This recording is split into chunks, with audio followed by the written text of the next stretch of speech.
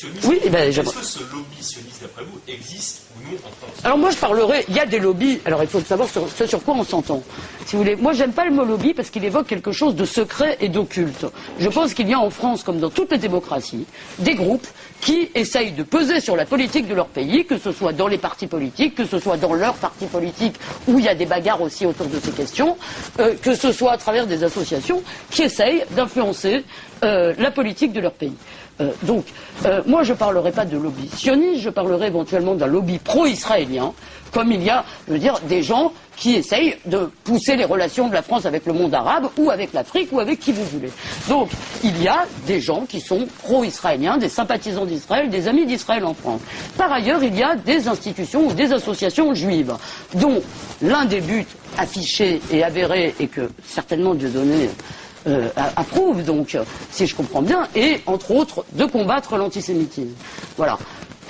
Pour ce qui est d'un lobby puissant, si ce lobby était puissant, comment expliquez-vous, je veux dire, qu'il y ait des milliers ou des millions de gens qui puissent manifester, si vous voulez, pour clamer leur haine d'Israël? Comment serait-ce possible? Pourquoi, alors que ce lobby, ou les représentants d'un certain nombre d'associations juives ont protesté quand on a invité Kadhafi, quand on a invité Hafez al-Assad, est-ce que ça a empêché qui que ce soit? Enfin, donnez-moi les manifestations concrètes, je veux dire, de la puissance de ce lobby. Alors quoi? Les médias?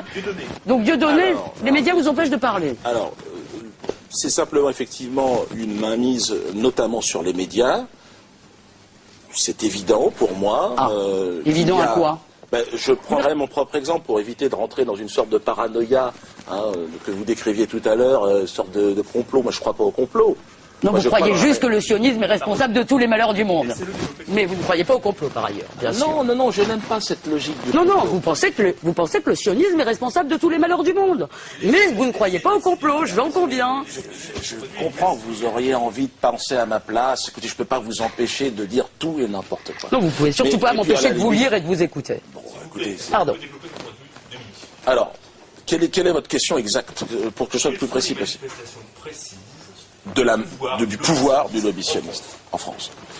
Le dîner annuel du CRIF, qui convoque tous les élus de la République, chaque année, jusqu'au président de la République, cette fête au communautarisme est un scandale anti-républicain qui doit cesser le plus vite possible. L'État français doit être au-dessus de ces petites associations cultuelles et qui n'ont pas à avoir autant de pouvoir. C'est impossible. C'est pas cultuel, le CRIF. C'est pas culturel. Alors quoi? C'est quoi? C'est une association qui n'est pas culturelle, puisque comme vous savez, juif, on peut parfaitement être juif sans être croyant. Donc si vous voulez, c'est une association qui s'occupe des intérêts, disons, de la population juive en France. On peut être juif athée. Oui. Et on peut être un musulman athée aussi? Écoutez, je ne me prononcerai pas là-dessus.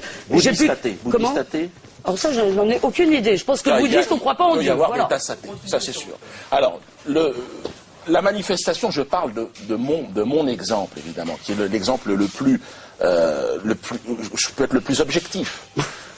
Mon exemple, c'est que j'ai bien vu qu'il y avait cette sensibilité autour de ce sujet, de ce sketch, sur un colon israélien, sur le sionisme, une critique virulente sur le sionisme, était, à un moment donné, la limite qui vous excluait de manière définitive des médias. C'est donc bien que le sionisme est la frontière, le sacré, si vous voulez, en tout cas au niveau des humoristes. Et je suis bien placé pour le savoir, ça fait à peu près plus de 20 ans maintenant que je fais ce métier. Donc ce que je dis, c'est la vérité et c'est prouvé par ma propre expérience. Bon, donc la preuve de l'emprise sioniste sur la France, c'est que vous êtes chassé des médias, ou que vous ne pouvez pas vous exprimer dans les médias. Moi, c'est mon histoire. Je lance un appel aux grandes chaînes de télé. Mon histoire. Invitez Dieudonné. Invitez Dieudonné, ça va, comme ça il comprendra alors. Voilà. Invitez Dieudonné. Le 20h de TF1. Invitez-moi. Voilà. Avec je suis désolé, moi je n'en ai pas le pouvoir. Je pense que c'est une bonne idée. Non, mais comme ça, effectivement. C'est pas raisonnable. Mais non, Pourquoi c'est pas raisonnable? C'est pas Au moins, raisonnable. les gens pourraient comprendre qu'il n'y a Ah non, de vous inviter, si, pas... mais moi, je vous le répète, je pense vraiment que c'est toujours contre-productif d'empêcher quelqu'un de parler. Voilà. Ça, donc, c'est clair. Ça, je suis vraiment pour qu'on vous laisse parler. Oui. Mais enfin, excusez-moi, donc là, vous parlez quand même, vous avez créé un parti alors moi, pour ça, mon expérience, Non, mais à part vous. Mon expérience, ouais, non, L'emprise il semblerait pas que que sur sur vous. mon exemple personnel, on comprend mon mode de fonctionnement et ma logique. Il y a une petite logique. Voilà. Sur les autres, alors dans une liste, on est 26. Et chacun, dans cette liste, avec son parcours, son vécu, arrive avec la même histoire. Mais chacun a eu son grain de sable juif, quoi. C'est Chacun pas a des eu juifs. des emmerdements avec son juif, Alors, et il en veut à tous les juifs. Bon, à tous les sionistes, pardon. Il est très important de dire qu'il y a des juifs sur la liste. Donc, alors, oui, des sortes de juifs honteux. Ça me moi j'accuse personne. Les gens sont mais juifs comme ils veulent. je sais pas comment vous allez les définir. Moi j'accuse personne. D'accord, Même d'être un un juif rabbin. honteux. Les gens sont juifs. rabbin. Il est assez folklorique, votre rabbin, il faut dire. Il Je est sais assez pas, rigolo. je ne suis pas juif, à la fin de son intervention, je ne vais pas commencer à critiquer. mais je vais vous dire ce qu'il juger, propose. je sais pas, À la moi. fin de son intervention, votre rabbin, j'ai regardé sur Internet, et à la fin, il dit que, quand même, avec un peu de chance, les juifs honorables, ceux qui se seront bien comportés, pourront rester en Palestine avec le statut que leur confère l'islam, c'est-à-dire le statut de 10 000. Il est sympa, votre rabbin. Alors Oui, là, mais mais vous ça sera savez, vous me déjà faites très penser, bien. vous me faites Ce sera- penser il a à Le Pen raison, quand il il a sortait son bon arabe ou son bon noir. Je veux dire, vraiment, ah oui, c'est vrai, Un c'est peu la vous, ramayade c'est vous du maintenant. gouvernement, c'est ça? Oui, oui, c'est... Sur un autre sujet, parce qu'on n'a plus beaucoup de temps, c'est un point qui revient souvent dans le discours de Dieudonné et de ses colistiers. Que pensez-vous de l'existence de mouvements comme la LDJ ou le Bétard en France, qui sont visiblement interdits, en tout cas c'est leurs arguments, aux États-Unis ou à Israël? Écoutez, d'abord, sur le droit, si vous voulez, je pense que nous avons un droit, nous vivons dans un état de droit. S'il y a dans le Bétard, les statuts du Bétard et de la LDJ, et dans leurs activités, je veux dire, quelque chose qui est contraire au droit français, eh bien qu'on les interdise. Voilà, tout simplement, et je n'aurai aucun problème avec ça. Deuxièmement, je le répète, moi, je pense que le combat doit se mener sur le terrain des idées. Voilà. Et je n'ai pas envie. D'abord, je ne mène pas un combat ni au nom des Juifs, pas au nom des Juifs. Je n'aime pas je pense que c'est le problème de tout le monde. Voilà. Je pense que les idées de Dieudonné sont dangereuses pour tout le monde. Je pense que vous emmenez ces populations de gamins qui subissent déjà des injustices. Vous êtes en train de leur bourrer le crâne avec l'idée que tous leurs malheurs viennent des Juifs et des sionistes. Alors moi, je leur réponds, ce malheur ne vient pas des Juifs. Ni des sionistes. Il vient des sionistes, Ah bon? comme cette personne. Et évidemment, vous devez vous battre et vous réveiller. Et vous émanciper de ce type de discours paternaliste, insupportable. Vous êtes nés libres et vous mourrez libres. Voilà ce que je vous dis. Et avancez, ensemble. On va gagner. Et donc, non mais attendez. Sur la LDJ et le Bétard, juste en quelques phrases, on connaît votre position, mais... LDJ et Bétard, bon, moi je les ai côtoyés, enfin bon, c'était par des petites séquences de 2-3 minutes.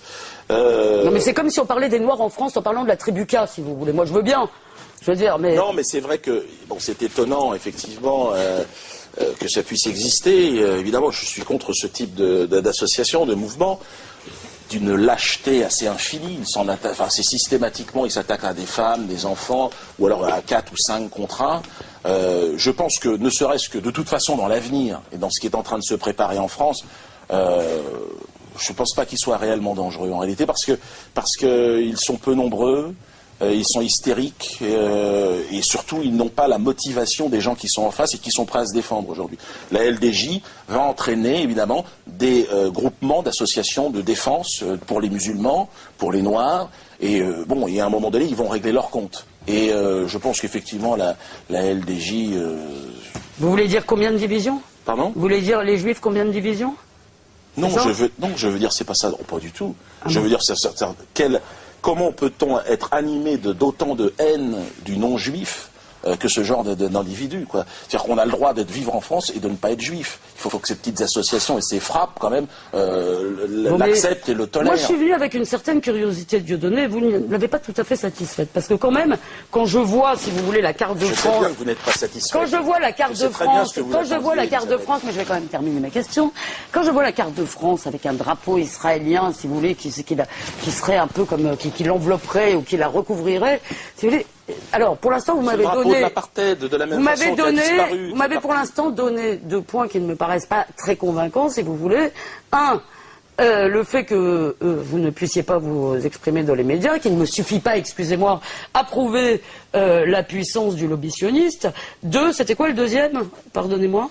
J'ai oublié quel était le deuxième point. Non, mais vous avez oublié ce que vous avez sur l'emprise du lobby sioniste. Oui. Vous m'avez pas prouvé. Excusez-moi, je veux dire, elle est où cette emprise? Elle se manifeste à quoi? Au dîner du CRIF? Eh bien, écoutez. C'est un autre exemple. Il y en a eu plusieurs. Je vais vous répondre sur le CRIF, parce que moi, ça me fait vraiment marrer. Moi, ça me fait vraiment marrer de vous entendre parler du CRIF comme si c'était une société secrète. Moi, je connais bien Richard Prasquier, j'ai beaucoup d'estime pour lui, c'est le président du CRIF. Moi, je n'ai pas d'estime pour cet homme particulier. Je n'ai pas d'estime particulière. D'accord. Pour le citoyen français, je le tolère tout à fait. Voilà. Mais c'est vrai que je n'ai pas d'estime. Moi, j'ai de l'estime et de l'amitié pour lui. Imaginez, Richard Prasquier en train de tirer dans l'ombre les ficelles de la politique française, c'est assez rigolo, si vous voulez en faire le Lénine caché du... Une sorte de lâche. Soyons sérieux, vous avez parlé... Une sorte de pleutre mafieux, très lâche. Non, écoutez, là, je vous prierai de modérer vos propos. Quoi? Vous parlez d'un ami, donc je vous prierai d'en parler autrement. Pleutre, c'est pas... Oui, pleutre, ça me plaît pas. Donc je vous serai reconnaissante. On peut être pleutre. Non, on ne peut pas être pleutre. Comment ça, on peut pas être pleutre? Et je vous prierai... Lâche et pleutre. Ah oui, bien, je précise. Écoutez, je vous serai reconnaissante par un minimum de courtoisie, de m'éviter de me lever et de cesser d'insulter un de mes amis. Raciste. Voilà, je vous en serai extrêmement reconnaissante. Mais la courtoisie, apparemment, c'est pas votre rayon, là. Mes respects, madame. Un débat où vous aurait dû participer, vous parlez d'une jeunesse arabo-musulmane, l'antisémitisme est devenu presque banal. Oui. Ça, vous croyez que ça correspond Oui. Ça, c'est pas raciste, oui. par exemple. Non, eh bien, excusez-moi, je crois qu'il y a un certain... Il suffit, écoutez, je crois qu'il y a eu quand même beaucoup de témoignages, je veux dire, beaucoup de profs, beaucoup de musulmans qui se bagarrent contre ça. Et je vais vous citer d'ailleurs l'un des premiers intellectuels musulmans à avoir tiré la sonnette d'alarme, s'appelle Tariq Ramadan. Dieu sait que j'ai des désaccords avec Tariq Ramadan sur un certain nombre de choses. Je veux dire, je débat avec lui aussi. Je le connais depuis fort longtemps. Et je l'ai appelé quand il a publié ce texte parce que je trouvais ça vraiment courageux. Oui, je veux dire, de dire qu'on n'aime pas les feuges, de penser que c'est des feuges que viennent tous les malheurs, oui, c'est devenu un discours banal. Et croyez bien, je le déplore. Et c'est contre ça que je veux me battre. Et vraiment, je crois que ça, vous devriez vous battre aussi. Mais oui, et les feuges, rejoignez-nous. C'est pareil, vous parlez des feuges. Rejoignez-nous dans le combat antisioniste. Arrêtez avec ça. Ne vous laissez pas corrompre. Arrêtez de faire... Parce que l'antisémitisme est du côté des sionistes. Faites attention, c'est eux qui provoquent l'antisémitisme. On est là pour vous aider. Votre réaction sur la phrase d'Elisabeth Lévy dans cette émission, donc sur une jeunesse arabo-musulmane. Bon, ça, c'est le discours, c'est paternaliste, raciste, habituel. Bon, c'est paternaliste. Oui, mais c'est systématique. Maintenant, après les gens d'extrême droite, le petit blanc qu'on nous a appris à haïr très longtemps, maintenant, on essaye de se retourner et dire, voilà, le méchant, en fait, c'est l'hystérique Bamboula, Islamo-Bamboula. Oui, tout le monde est dans le même sac. Donc, comme monsieur, je ne sais plus qui, Filkenkraut, votre ami, attention, oui. Les blancs, on est en danger. Alors maintenant, voilà, le sioniste serait le protecteur des blancs et de cette race blanche. Vous savez, Dieudonné. Alors c'est amusant de voir ça parce que, évidemment, quand on est noir, quand on est d'origine maghrébine, c'est amusant de voir les mêmes qui nous montaient en nous disant, en fait, il faut aller casser la gueule aux mecs du Front National, les petits blancs qui racistes, et les mêmes qui aujourd'hui se mettent derrière, disent, attention, regardez, les noirs, les gentils. Et ce sont exactement, c'est toujours ces sionistes charnières qui voudraient... Ils sont partout. Mais ils sont pas, non, ils sont pas partout. Non. Oh là là, quelle horreur. Ils sont dans les institutions, dans la politique, dans la culture. Mais non, c'est ce que vous dites. Non, c'est pas ce que je dis. Mais si, vous dites... Non, c'est pas ce que je dis. C'est pas ce que je dis. Ça, c'est dans le parti, c'est dans le programme. C'est dans le programme de votre copain. Ça, c'est dans le programme de votre copain Guassini. Des antisémites dans les quartiers. Écoutez, Dieudonné, moi, je suis venu et je vous fais... C'est bien d'être venu. Mais je vous respecte. Je dois rien parce que vous êtes venu. Je dois pas écouter non plus vos bêtises en permanence et sans avoir à y répondre. Je suis venu en pensant, si vous voulez, qu'on pouvait trouver un langage commun, mais franchement, je veux dire, j'en arrive à penser qu'effectivement, on ne peut pas trouver de langage commun. Avec les bamboulas. C'est marrant, hein. Vous voyez, moi, disons que je vous prends suffisamment au sérieux pour avoir lu vos textes. Vous ne lisez rien, visiblement. Vous parlez d'Alain Finkielkraut, vous dites à peu près n'importe quoi sur ce qu'il dit. Je veux dire, vous déformez les propos de tout le monde. Vous déformez les propos de tout le monde. Et par ailleurs, je vous ai dit que je n'étais pas votre partenaire de sketch. D'accord, je ne suis pas venu pour faire un spectacle avec vous. Malheureusement, je ne suis pas venu pour faire un spectacle avec vous. Alors la chute ne sera pas terrible, je crois que tout le monde l'aura compris, mais on aura bien rigolé. Merci Elisabeth. Surtout vous. Dieudonné, une dernière question. Est-ce que vous approuvez les propos de M. Guasmi quand il dit que derrière chaque divorce, il y a un sioniste? Alors là, je trouve qu'il exagère. Un petit peu, pas tous les divorces. Non, je crois qu'il essaye de couvrir les Antillais de la liste. Parce que derrière chaque divorce, je crois qu'il y a un Antillais. Croyez-moi que les mecs sont quand même très chauds et j'en connais beaucoup. Je crois que là, il nous a fait une... C'est marrant, hein? On vous pose une question. C'est la réponse marrante, c'est la réponse plus sérieuse. On vous pose une question, vous savez pas répondre autrement que par une blague, hein. Ça vous emmerde, cette phrase. Ça vous emmerde surtout que les gens parce qu'un parlent. sioniste derrière chaque divorce, ça, excusez-moi, tout le monde a entendu et tout le monde a compris. Je veux dire, quoi? que c'était de la rhétorique antisémite. Voilà, tout simplement. C'est le socialisme des imbéciles. Il y a un sioniste, il y a un juif, derrière chaque divorce, si vous êtes c'est le socialisme des imbéciles. Écoutez, vous avez le droit de traiter M. Guasmi d'imbécile.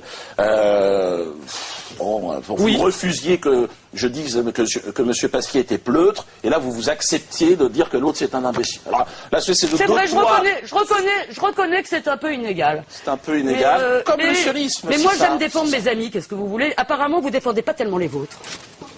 Je crois que M. Guasmi Je vous ai pas entendu défendre M. Cotten. Je vous ai pas entendu défendre M. Guasmi. M. Guasmi n'a pas... Mais oui, mais je n'ai pas ce sentiment, si vous voulez, d'appartenance à mais vous faites une liste avec eux. Vous vous présentez devant le suffrage des électeurs avec eux. Pour la France. D'accord? Et c'est à votre conférence de presse de présentation de votre liste qu'ils ont tenu les propos que nous vous citons. Donc je trouve, vous essayez de vous en sortir par une pirouette. Excusez-moi, celle-là, elle ne marche pas. Je veux dire, quand quelqu'un Parce que vous n'avez pas dit à connu vos côtés, quand quelqu'un dit à vos côtés, derrière chaque divorce, il y a un juif, ah non, un sioniste, excusez-moi, je veux dire, je crois qu'il y a un problème de... Crois-moi bien, tu as un problème, Elisabeth. Qui pourrait être réglé très rapidement.